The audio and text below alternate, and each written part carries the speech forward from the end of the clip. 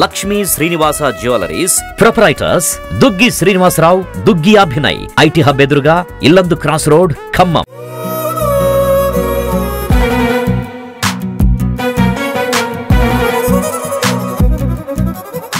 Hi hello నమస్తే, welcome to Suman TV Khammam. నేను మీ శిల్ప. ఈరోజు మన ఖమ్మంలోని మమతా రోడ్ లో ఉన్న పారుపల్లి సత్యనారాయణ పుస్తక పూతోట గ్రంథాలయానికి వచ్చామన్నమాట. సో ఇక్కడ ఈ గ్రంథాలయం మాట వినంగానే నిజంగా అందరం అవాక్ కావాల్సిందే. సొంత ఇంటిని సైతం ఒక గ్రంథాలయంగా మార్చి నిరుద్యోగులకి వారు చదువుకునే పుస్తకాల్ని ప్రొవైడ్ చేస్తూ అందరికీ ఎంతో స్ఫూర్తిగా నిలుస్తున్న దంపతులు పారుపల్లి అజయ్ కుమార్ గారు, అంతేకాకుండా దుర్గా భవానీ గారి దంపతులు. సో వారు ఎంతో మందికి ఇన్స్పిరేషన్ అని చెప్పొచ్చు. ఈ పుస్తక గ్రంథాలయంలో ఇది 6 సంవత్సరాలుగా ఇక్కడ నిర్వహిస్తూ ఉన్నారు. సో ఇక్కడ 6 నుంచి 7,000 పైగా పుస్తకాలు, అంతేకాకుండా ఏదైతే మనకి గ్రూప్ 4, అంతేకాకుండా ఇలాంటి స్పోర్టివ్, కానిస్టేబుల్ ఇలాంటి ఉద్యోగాలు సైతం అలాంటి వాటికి ప్రిపేర్ అయ్యే ఎగ్జామ్స్ కి ఎవరైతే ఉంటారో వారందరూ ఇక్కడికి రావడం, వారు ఇక్కడికి వచ్చి వాళ్ళు మంచిగా చదువుకొని ఎంతో రంగాల్లో ముందుకు వెళ్తూ ఉన్నారు. సో మనకైతే ఇన్స్పిరేషన్ గా అనిపించింది. ఈ రోజు మన సుమన్ టీవీ ద్వారా మన ఈ గ్రంథాలయం స్టోరీ అయితే చూడబోతున్నాం. సో మనం కూడా ఈ దంపతులను అడిగి అసలు వాళ్ళు పెట్టడానికి ఇన్స్పిరేషన్ ఏంటి, ఇక్కడ ఎంతమంది పిల్లలు ఈ పుస్తకాలని చదివి వృద్ధిలోకి వచ్చారనేది మనం వారి మాటలో అడిగి తెలుసుకుందాం. ఎస్, మనం చెప్పుకున్నాం గ్రంథాలయం గురించి. సో పాడుపల్లి సత్యనారాయణ గ్రంథాలయ పూతోట. సో మేడం వాళ్ళు పైన ఉంటారనమాట. మనం వాళ్ళని సడన్ గా సర్ప్రైజ్ చేసి వాళ్ళ విజిట్ చేసి మీకు ఈరోజు గ్రంథాలయం అంతేకాకుండా వాళ్ళ హోమ్ టూర్ కూడా చూపించే ప్రయత్నం చేస్తాను అనమాట. సో కమాన్ వెళ్దాం పదండి. చాలా బ్యూటిఫుల్ గా ఉంది. స్టెప్స్ కింద గ్రంథాలయం 2 రూమ్స్ ఉన్నాయి. అంతేకాకుండా పైకి ఎంటర్ కాగానే ప్లెజెంట్ గా అంటే మొక్కలైతే చక్కగా పెట్టుకున్నారు, బాగుంది. సో మనం చూద్దాం ఏం చేస్తున్నారో ఒకసారి. మనమైతే అంటే వస్తున్నాను అని నేను ఇన్ఫార్మ్ చేశాను, చూద్దాం. ఓ హాయ్ మేడం. సో వచ్చేసాం. తనే దుర్గా భవానీ గారు, అంటే ఈ గ్రంథాలయం మొత్తం నిర్వాహకులు వాళ్ళే, sir and wife and husband.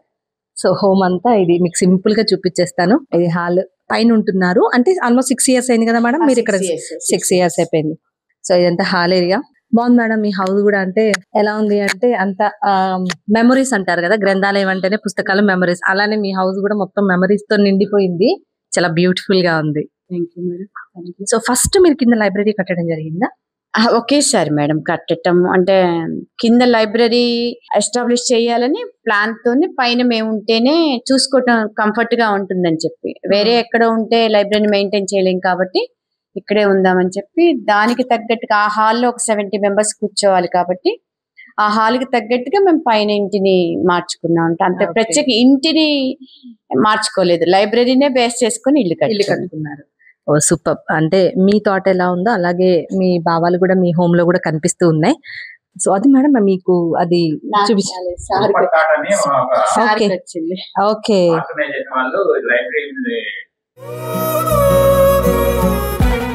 So అంటే లైబ్రరీకి ఇంత గొప్ప పని చేస్తున్నట్టుగా గుర్తింపుగా సార్కి ఇచ్చారు, అప్రిసియేషన్ గా. అంటే మా బ్యాక్గ్రౌండ్ కూడా చాలా బాగుంది, బ్యూటిఫుల్ గా ఉంది. పెయింటింగ్ మీ టేస్ట్ ఏనా మేడం? సార్ టేస్ట్ అండి, అది హైదరాబాద్ నుంచి తెచ్చుకున్నారు. దానికోసం ఆ ప్రావిజన్ అట్లా కట్టేటప్పుడు కన్స్ట్రక్షన్ లో అలా వదిలేసి ఆ మెజర్మెంట్ ప్రకారం తెచ్చారు. అది చాలా బాగుంది, బ్యూటిఫుల్ గా. సో మనం లైబ్రరీ విషయానికి వస్తే ఎలా మేడం, అంటే మీరు ఒక్కళ్ళని మెయింటైన్ చేయగలుగుతున్నారు? అసలు ఖర్చు వస్తూ ఉంటుంది, కొత్త బుక్స్ తెప్పియాలన్నా కానీ ఏదైనా ఖర్చుతో కూడిన వ్యవహారం. సో అలా మెయింటైన్ చేసుకోవడానికి మీకు సుమారుగా ఎంత ఖర్చు అవుతుంది? ఏమన్నా ఎవరైనా హెల్ప్ చేస్తారా? బుక్స్ కొనకుండానే మంత్లీ వాచ్మెన్ కి అయితే మీ papers, newspapers, electricity bill ఇట్లా ఒక 20,000 దాకా ఎక్స్పెండిచర్ వస్తుంది. ఇవి కాక బుక్స్ కొన్నప్పుడు చైర్స్, ఇప్పుడు ప్లాస్టిక్ చైర్స్ చూసాం కదా, రీడింగ్ చైర్స్, అవి రిపేర్స్ వస్తాయి, సంఖ్య పెరిగినప్పుడు అవి కొనాలి. ఇలాంటి సందర్భాల్లో ఏంటంటే ఫ్రెండ్స్, కుటుంబ సభ్యులు అందరూ కూడా వాళ్ళ ఇంట్లో బర్త్డేస్ కానీ, మ్యారేజ్ డేస్ కానీ, ఇంకేదైనా అకేషన్స్ ఉన్నప్పుడు మనకి ఫండ్ రూపంలో కొంత ఫ్రెండ్స్, ఫ్యామిలీ మెంబర్స్ అందరూ కూడా హెల్ప్ చేస్తా ఉన్నారు. వాళ్ళు కూడా ప్రోత్సాహం, ఇంకా ఇది ఇంకా డెవలప్ కావాలని కోరుకునేటువంటి వాళ్ళు ఫ్రెండ్ సర్కిల్లో బాగా ఉన్నారు. వాళ్ళ హెల్ప్ కూడా దీని వెనక ఉంది. Okay, super. రీసెంట్ గా ఈనాడు పేపర్ లో ఆర్టికల్ చూసి, విజయవాడలో ఉంటారు ఒక వాస్తవ్యులు శ్రీకాంత్ శర్మ గారు అని చెప్పి, మనకి ముఖ పరిచయం ఏమీ లేదు, వారి బంధువులు ఇక్కడ ఎవరో ఉంటారని చెప్పి వాళ్ళని వెళ్ళి చూసి అసలు ఏంటి అని ఇమీడియట్ గా నెక్స్ట్ డేనే 25,000 రూపీస్ లైబ్రరీ అకౌంట్ కి పంపించడం జరిగింది. అకౌంట్ కూడా ఆడిట్ అన్నీ ఉంటాయి. దానికి ఒక కమిటీ కూడా ఉంది. ఎక్కడ కూడా ఒక రూపాయి మిస్యూజ్ చేయకుండానే దాన్ని నిర్వహించడం కూడా జరుగుతా ఉంది. Okay madam. సో మనం కిందకి వెళ్ళి లైబ్రరీ కూడా చూసేద్దాం. ఓకే మేడం, రండి.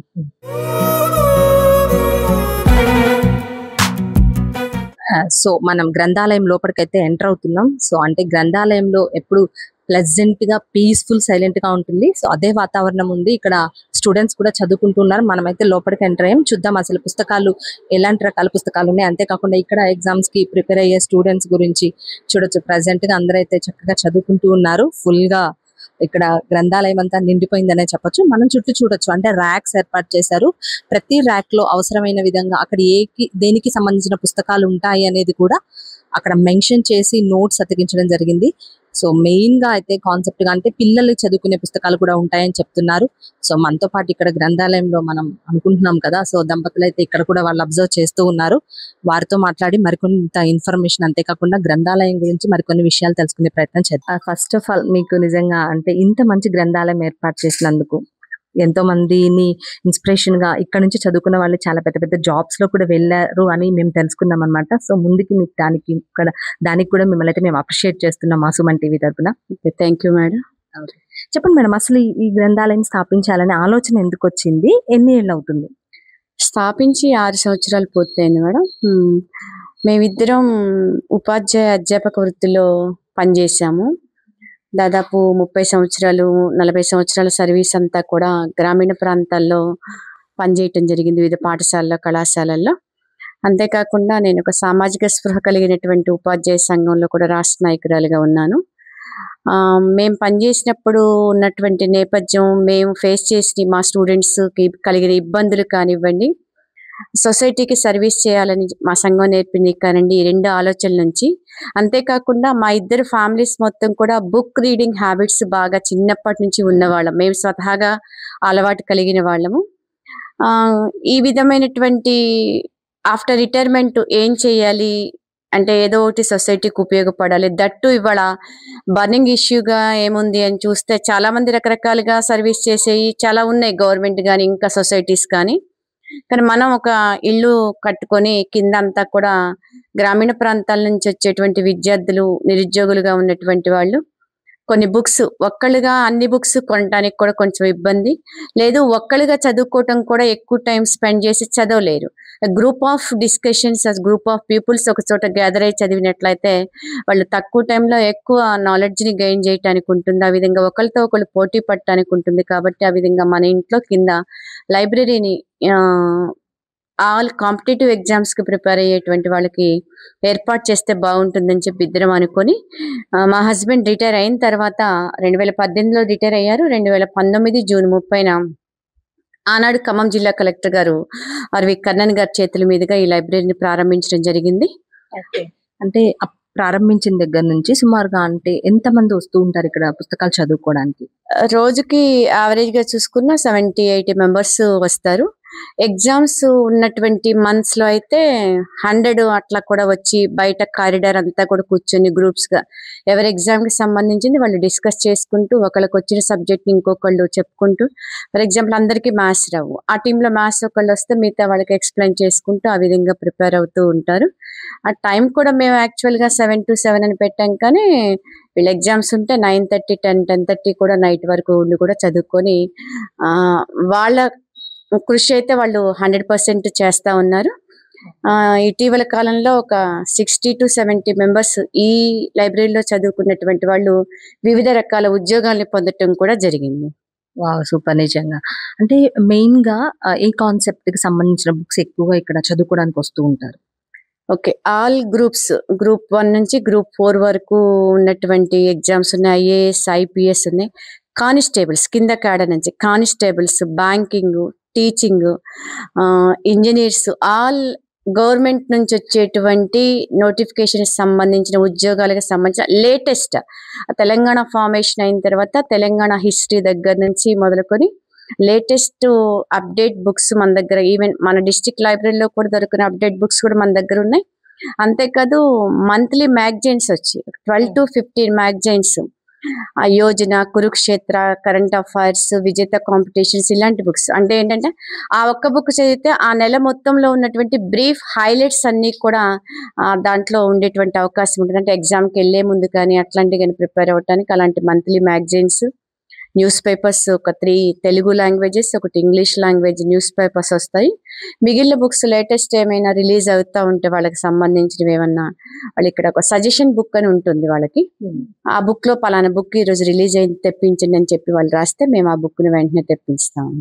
ఓకే. సో అంతేకాకుండా మేడం స్టడీ అంటేనే అప్డేటెడ్ మీరు చెప్పినట్లుగా. అంటే ఈ రోజుకి సిలబస్ మారుతూ ఉంటుంది. సో ఆ వేలో మీరు ఇన్ని బుక్స్ లో ఇప్పుడు సిలబస్ అప్డేట్ అవుతున్నప్పుడు మీరు ఈ బుక్స్ ని ఎలా అప్డేట్ చేసుకుంటూ ఉంటారు? అప్డేట్ అయినటువంటి బుక్స్ ఏంటంటే 6 years నుంచి మేము బుక్స్ పర్చేజ్ చేస్తాం కదా. ఈ 6 years లో అదే బుక్ ఎవ్రీ ఇయర్కి వచ్చేసరికి కొన్ని latest current affairs, ministers names ఇట్లాంటి వాళ్ళ అలాంటివి మారినప్పుడు రీప్రింట్ అయితే 1 or 2 books కొంటే ఒక 20 pages అలా అదనంగా ఉంటుంది. మిగతాదంతా రిమైనింగ్ యాజ్ గా ఉంటుంది కాబట్టి అలా ఆ బుక్స్ తీసుకోవటం జరుగుతుంది. వాటితో పాటు ఈ మ్యాగజైన్స్ కూడా వాటిని కవర్ చేస్తాయి కాబట్టి ఆ విధంగా బుక్స్ మొత్తంగా ఓవరాల్ గా కవర్ అవుతున్నాయి. చెప్పండి. అంటే ఇక్కడ అప్డేటెడ్ గురించి మనం మాట్లాడుకుంటున్నాం. సో ఆ వేలో ఇక్కడ స్పెషల్ బుక్స్ కానీ అప్డేటెడ్ వర్షన్స్ అంటే ఏం చెప్తారు? ప్రతి సంవత్సరం హైదరాబాద్, విజయవాడలో బుక్ ఫెయిర్స్ జరుగుతాయండి. డిసెంబరు, జనవరి నెలల్లో. ఆ నెలలో నేను మా స్నేహితులు అంటే ఈ లైబ్రరీ సంబంధించిన ఒక సొసైటీ ఉంది. ఆ సొసైటీలో ఉన్న 2-3 మిత్రులతో కలిసి నేను విజయవాడ, హైదరాబాద్ బుక్ ఫెయిర్స్కి వెళ్ళి అక్కడ పుస్తకాలు లేటెస్ట్ అన్నీ కూడా కొనుగోలు చేసి తీసుకొని వస్తుంటాను. అది ఒక ఉదాహరణ ఏంటంటే మనోరమ ఇయర్ బుక్ ప్రతి సంవత్సరం వస్తుంటుంది. 2019లో కొన్న పుస్తకం ఇది 2025లో కొన్న పుస్తకం. ప్రతి సంవత్సరం కూడా లేటెస్ట్ బుక్స్ అనేది మనం తెప్పిస్తూ ఉంటాం. అలానే కొన్ని ఆథర్స్ రాసినవి కూడా కొన్ని పుస్తకాలు second edition, third edition, fourth edition అని వస్తుంటాయి. ఇండియన్ పాలిటీ లక్ష్మీకాంత్ రాసిన పుస్తకం దాదాపు 7 ఎడిషన్స్ ఉన్నాయి. అవన్నీ కూడా మన లైబ్రరీలో ఉన్నాయి. ఆ విధంగా మనం ఎప్పటికప్పుడు అప్డేట్ చేసుకుంటూ వస్తుంటాం. సో మాకు తెలిసిందంటే ఇక్కడికి వచ్చే స్టూడెంట్స్ కూడా మీరు ఎంత బాగా చూస్తుంటారట, చాలా అంటే ప్రొవైడ్ చేశారు అని చెప్పారు. సో ఇక్కడ వచ్చిన వాళ్ళకి ఏమేమి ప్రొవైడ్ చేయడం జరిగింది? ఏమంటే బుక్స్ ఒక్క దాంట్లోనే సమాచారం మొత్తము అందుకోవట్లేదు కాబట్టి డిజిటలైజ్డ్ కూడా కావాలి ఇవాళ. సో అందుకని అందరికీ కూడా వైఫై ప్రావిజన్ ఒకటి కల్పించాము. ఒకటి మనం సిస్టమ్ పెట్టాం కానీ వాళ్ళు సిస్టమ్స్ తెచ్చుకుంటారు. వాళ్ళ సెల్ ఫోన్స్ ద్వారా ఈ వైఫైని ఉపయోగించి ఒక్కోసారి ఆన్లైన్ కోచింగ్ కూడా నడుస్తూ ఉంటుంది. వాళ్ళు ఆన్లైన్లో కూడా అక్కడి నుంచి వింటూ కూడా ఇక్కడ ప్రిపేర్ అవుతూ ఉంటారు. ఆ విధంగా నెట్ ఫెసిలిటీ ఒకటి కల్పించడం జరిగింది. ఎటువంటి అనారోగ్యాలకి గురి కాకుండా వాటర్ ఒకటి ప్యూరిఫైడ్ వాటర్ మనం ప్రావిజన్ చేయటం జరిగింది. ఇక మిగతా ఫ్యాన్లు, ఈ సౌకర్యాలు, కుర్చీలు, రైటింగ్ ప్యాడ్స్. మాకు ఫస్ట్ లో తెలియక మేము లైబ్రరీ స్టార్ట్ చేసినప్పుడు మేము అన్ని ఇలాంటి చైర్స్ పర్చేజ్ చేసాం. స్టార్ట్ అవ్వగానే అవి రీడింగ్ చైర్స్ కాదు, ఇలాంటి రీడింగ్ చైర్స్ కావాలంటే మళ్ళీ తిరిగి ఇలాంటి రీడింగ్ చైర్స్ ఇవి డ్యామేజ్ అయితే ఎప్పటికప్పుడు రిపేర్ చేస్తూ ఉంటాం. ఈ సౌకర్యాలు కల్పించడం జరిగింది. ఇదంతా క్లీన్ చేయడానికి రోజు ఈ బీరువాళ్ళు డస్ట్ అదంతా ఊడ్చి క్లీన్ చేసి అన్ని చేయడానికి ఒక వాచ్మెన్ కూడా పెట్టడం జరిగింది. స్టూడెంట్స్ వాళ్ళే సెల్ఫ్ డిసిప్లిన్ ని పాటిస్తారు. వాళ్ళే వస్తారు, వాళ్ళే చూస్తారు. అంత సీసీ కెమెరాల పర్యవేక్షణ కూడా ఉంది కాబట్టి ఫస్ట్ బ్యాచ్ లో ఒక 5-6 మాత్రం మిగిలారు. మిగతా అందరు జాబ్స్ వచ్చి వెళ్ళిపోయారు. సో వాళ్ళ ద్వారా ఇప్పుడు వచ్చిన లేటెస్ట్ వాళ్ళు కూడా ఫాలో అయ్యి రూల్స్ అవన్నీ కూడా ఎక్కడ బుక్ తీస్తే వాళ్ళు అక్కడ పెట్టేస్తారు. వాళ్ళు డిసిప్లిన్ పాటిస్తూ బుక్స్ ఏమీ కూడా ఇంతవరకు ఒకటి కూడా మన దగ్గర నుంచి బయటికి కూడా పోలేదు. అన్ని కూడా సేఫ్ గా వాళ్ళు చూసుకుంటూ చదువుకుంటున్నారు. అంటే స్టూడెంట్సే కాకుండా ఇంకా ఎవరెవరు ఎక్కువ పుస్తకాలు చదవడానికి వస్తూ ఉంటారు? ఎవరు ఇష్టంగా ఏ పుస్తకాలు ఎక్కువగా చదువుతూ ఉంటారు? ఎక్కువగా స్టూడెంట్స్ వస్తారు కానీ సమ్మర్ హాలిడేస్, దసరా సెలవులు అట్లాంటప్పుడు కిడ్స్ వస్తారు. కిడ్స్ కి ఇంగ్లీష్ కార్టూన్ బుక్స్ అలాంటివి చిన్నవి బుక్స్ ఉన్నాయి. అలానే సీనియర్స్ వస్తారు, ఆఫ్టర్ రిటైర్స్ అట్లాంటి వాళ్ళు వస్తే నావెల్స్, ఇలాంటి మధుబాబు నావెల్స్, మిగతా అన్ని నావెల్స్ చదువుతూ ఉంటారు. కొంతమంది లిటరేచర్ చదివేవాళ్ళు, ఓన్లీ న్యూస్ పేపర్ చదివే వాళ్ళు కూడా ఒకసారి పెద్ద ఆయన దాదాపు 70+ ఉంటాయి. ఆయన వచ్చి న్యూస్ పేపర్ చదువుకొని వెళ్తారనమాట. ఆ పర్సెంటేజ్ తక్కువ కాకపోతే కానీ అసలు వస్తారనమాట. ఓకే. టైమింగ్స్ మేడం, అంటే ఏ టైం నుంచి ఏ టైం వరకు ఓపెన్ ఉంటుంది? ఏ డేస్ ఏమైనా హాలిడేస్ లాంటివి ఏమైనా ఉంటాయా? సెలవులు ఏమీ లేవు మేడం. అట్లా ఈవెన్ ఫెస్టివల్ డే, సండేస్ కూడా స్టూడెంట్స్ వచ్చి బాగా కష్టపడుతున్నారు. వాళ్ళకి ఎట్లయినా ఉద్యోగాన్ని సాధించుకోవాలి, వాళ్ళ పేరెంట్స్ యొక్క కష్టాన్ని వాళ్ళు తీర్చాలి అని చెప్పేటువంటి కోరికతోనే వాళ్ళు ప్రయత్నం చేస్తా ఉన్నారు. మేము యాక్చువల్గా స్టార్ట్ చేసినప్పుడు 7 to 7 అని చెప్పి అనుకున్నాము. అయితే 6:30కే కొంతమంది స్టూడెంట్స్ వస్తారు ఇక్కడ రూమ్స్లో ఉన్న వాళ్ళు, అట్లాంటి వాళ్ళు. నైట్ కూడా 7, 8 క్లోజ్ చేద్దామంటే నార్మల్ డేస్లో అయితే క్లోజ్ చేస్తారు, కానీ ఎగ్జామ్స్ ఇంకో 1 month 15 daysలో ఉన్నప్పుడు వాళ్ళు రిక్వెస్ట్ చేస్తూ ఉంటారు 10, 10:30, 11 మేమే లాక్ చేసుకొని వెళ్తాము, వాళ్ళని పడుకోమనండి వాచ్మెన్ వాళ్ళని చెప్పి రిక్వెస్ట్ కూడా చేసి ఆ విధంగా 10:30, 11 వరకు ఉండి కూడా చదువుకునేటువంటి సందర్భాలు ఉంటాయి.